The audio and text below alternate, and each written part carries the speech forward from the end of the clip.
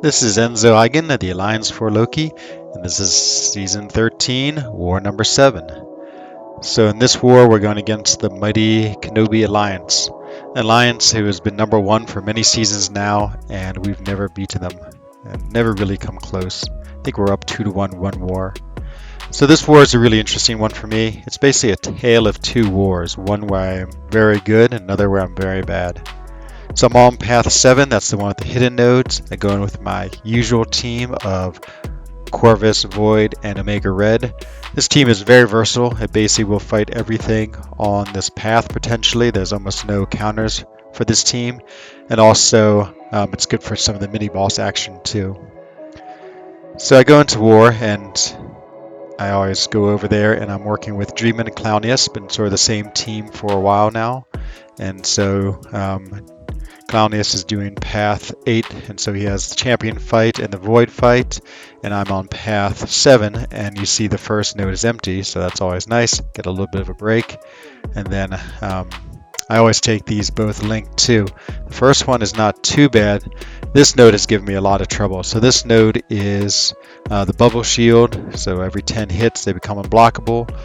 The link is masochism, and I look at it, it's a science champion. I do my scouter lens, and it ends up being Spider-Gwen. So I change my masters around. I want to put on full suicides, but I have a lot of points in proficiency, of course, to get the scouter lens on.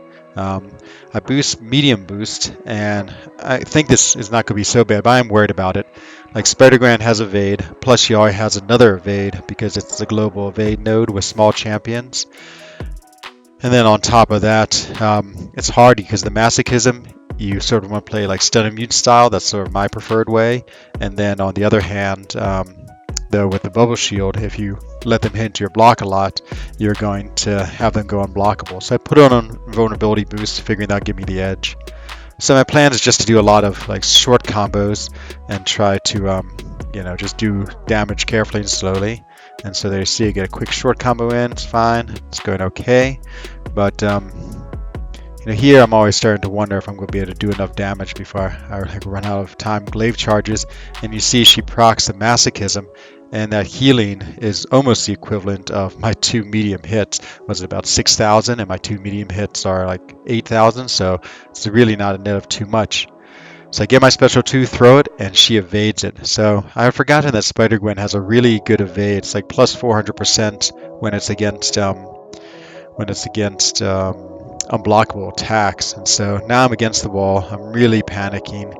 I'm trying to stay cool, but I just totally get backed up. She evades again. She gets more power. I block her SP1. I'm trying to get the parry. I do.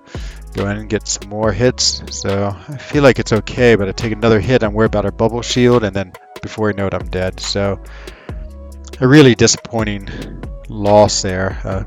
Death. It was pretty challenging though. I mean, there's just, again, so much going on that node, and I think when I missed with the SP2, that really got me because I totally forgotten about that, and it just threw off my whole game. I sort of figured I'd get that SP2 and kill her, and when it didn't happen, I just really sort of lost my thoughts about what I wanted to do. And so I talked to my chief, that's Taters. He says go in with Void, so of course I switch my masteries around, get the Void masteries on, and yeah, I'm just again going to take this slow and easy. I don't want to panic too much and try to just let the degen work, of course. I put in the invulnerability boost again just because I am worried about this fight. I'm also worried the masochism is going to heal her up a fair bit too. I know once I get a few debuffs on her, it should counteract that, but I'm still worried about it. So, in the evade. So I go in, just sort of trying to be calm. I get a nice little intercept there. She, of course, shrugs off one of my, it's either my weakness debuff or one of my debuffs I put on there. Gets the the masochism regeneration. I guess I should have thought about that a little more. And there she is evading and gets me in a corner. And so, I'm just, again, trying to play it, but get hit because she went unblockable. And now I've used up my invulnerability boosts. Now she's got me in the corner. I'm trying to get out of the corner. And I foolishly throw my SP3 here, which knocks her to a special 3. So I'm like, oh, great. I'm going to eat a special 3. I'm hoping it doesn't kill me. Now I have a fair bit of buffs on it. she's not evading. So I feel like I have the anti-evade debuff on her, which is helpful, but I don't know that, and I don't really want to look because it's too hard to like try to sort through all those icons. So I keep on fighting, and now I think I'm in pretty good shape here. You know, the degen's working, and she just dies, but still took a lot of health off my void. So already I have two characters because I know I have to take a mini boss, two mini bosses, with one with Void, one with Corvus towards the end. So that's a lot of big healing I need to do. So yeah, it's a disappointing start. Another start to a war where I give the first death away. You know, again, if we have any hope against an alliance like KenOB, that means we have to have absolutely zero deaths. So especially against, you know, a fairly easy opponent. Though a lot of the first nodes aren't always that easy. I mean, I think a lot of deaths happen in the section 1. I don't know if Path 7 is particularly hard. So that's the end of that. We go scout this. It's a Nihilus, which is the Dreamin' fight, and so he goes and knocks that fight out. So now I'm going over to the second section of Path 7, and so just moving over there. And, you know, I'm going to wait for DAP because he runs the middle path with me, and Cam is always on Path 9. So I get to this first one. So the only scouting review I don't have is skill, and so I know it's a skill, and I scout it, and it ends up being Elsa. So before I put on my boost, I do a lot of healing. So this is a good way to save boost because, of course, you know, I'm not healing as much health when I don't have the boosts on. I go back to what do you call it? Back to suicides because I'm going with Omega Red, and I put on big boost. And again, this fight, I actually found a dual target for Elsa, so I went and dueled her a bunch. I'm feeling pretty confident, but again, you're not doing with all the nodes, so you know she's linked here, and that gives her that every time she gains a bar of power, she gains like 5% on all of her stats, including power gain, which is pretty ferocious. There, she throws her SP1, and I just block it, not trying to do anything too fancy, trying to stay close to her, but you see the way she countered my heavy with a special. Oh, and there goes all my invulnerability, but that's fine. At least I used it. Now I'm just trying to go into her. You know, I've lost my my death shield, so I reactivate with the SP2, no evades, which is good. Get the degen, so now she's really close to a special 3, and I probably should have hit her there, but I'm just trying to keep with the special 3. Charge into a block. I guess again I risk hitting her and activating her special 3, but the degen's doing its job, and I kill her, and I'm really happy about that fight. I mean, Elsa's a fight that's given me trouble before, but that one went really well. And so now DAP is clearing out the middle, and so we're sort of moving together.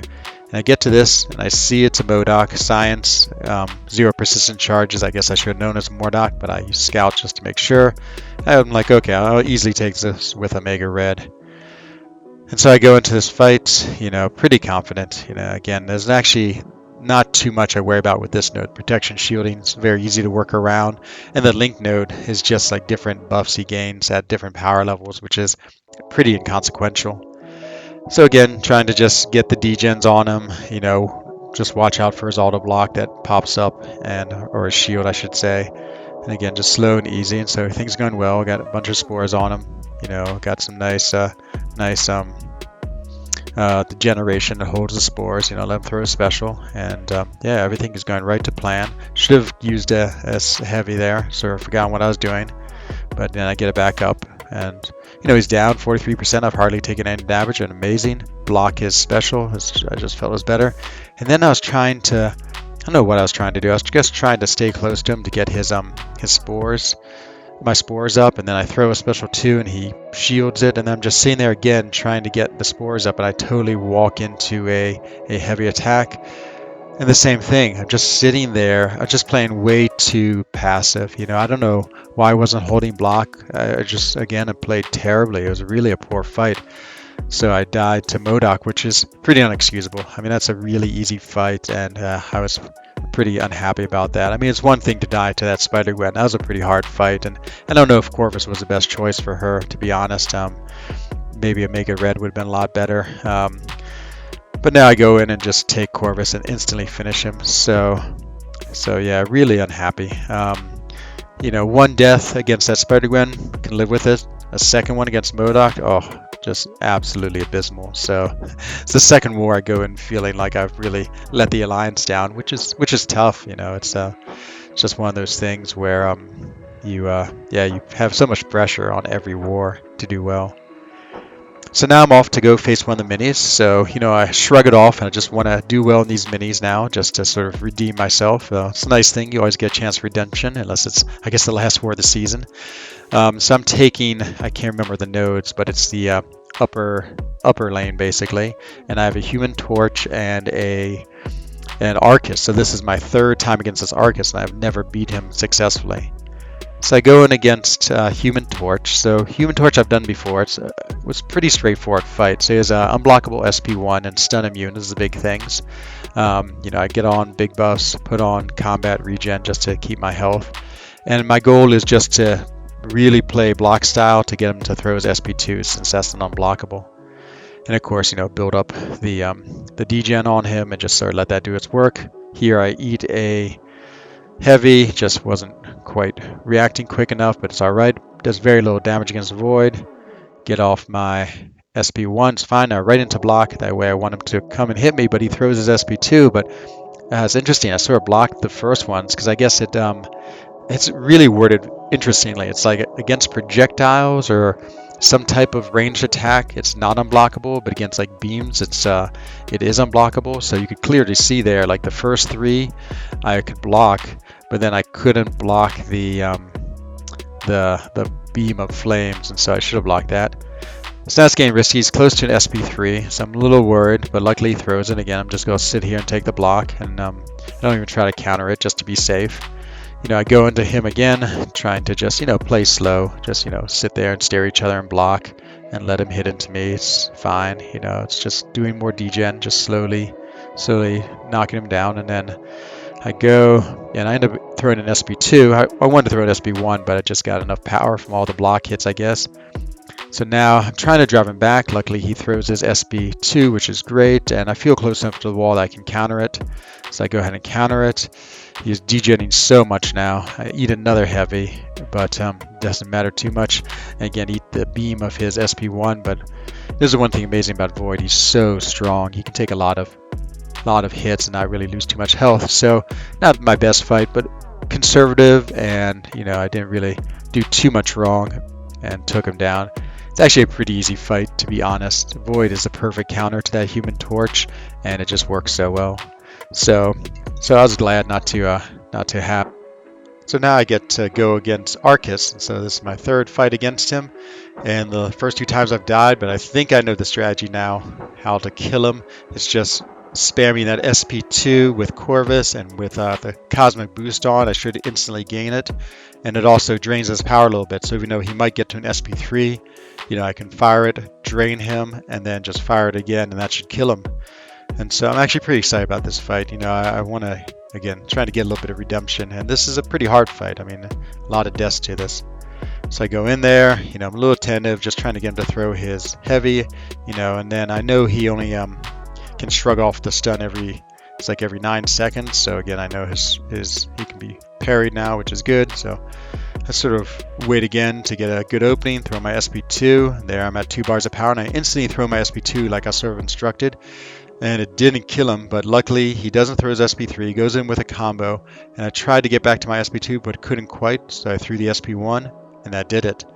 So really, really happy about that fight. I did get a little bit lucky because he didn't throw the SP3 at the end, but even if he did, it would have pushed me to an SP2. I would have waited out, hopefully till he was till I had my glaive charges back, and then I definitely would have killed him. So yeah, I was really happy with those minis. I was happy with the Elsa fight, but had 2 other really poor fights. So I just want to take a few minutes to talk about my season so far. So my leader and I, Taters, talked, and we really talked a lot about Path 7 and whether it was a good path for me. I just had a lot of deaths, so I can't remember what I'm up to. This is War 7, and I think I've either had 7 or 8 deaths, which is a lot in a season. And a lot of them are coming to the Path 7 fights. I would say 2 or 3 of them are bad deaths, and 2 or 3 of them are okay because, they've been on hard nose, like the Elsa and Spider-Gwen come to mind, and you've seen in previous wars. But I think we decided that I'm going to try a different path. And, I think what's hard for me is, lots of changes. So I'm always having to change my masters around. I have to use about, 8 or 9 points just to get on the scouting lenses, and then also not knowing what champions are until I get to them. And there's a lot of pressure because I'm always moving together with someone, so it's not like I have a lot of chances to duel or really think about the fights, where in other paths, you really know what's coming up, so you can plan, duel many hours before, and you can, I don't know, it's just a little less stressful. And so both, I think, the fights have been difficult for me, sort of the quick pace of it. I think someone else is better suited for this. So I know we're going to change things around, and we can see in the next video what happens. But, that's part of the seasons of war. Like in the previous map, I really was ironically path 7, and I got so used to it, and just once I'd done it, I was just able to do it almost every time. I think one season I might have had 0 or 1 deaths, the next season I had like 2 or 3. So I think I'm not like one of those superior players like a Pete or a Brian or B Manning, who just crushes content. I'm definitely a good player, but not amazing. And so I think it's a good strategy to try to put me in a place where I have some more straightforward fights, because I think I can do my part for the alliance, keep my deaths down, and then also clear a path. Well, I think the more challenging paths are better left to our better players. So I think it'll just help us overall. But yeah, still love war. I think it's great and enjoying it, and I do love the stress and the fun of it all. So even though it was a bad day, it still was super fun, and I had a great time. So it's still all very good to me. So that's it. So I will see you again for the next war video. This is Enzo Eigen of the Alliance for Loki. Wishing everyone a bonne journée, tchuss, and goodbye. Until next time.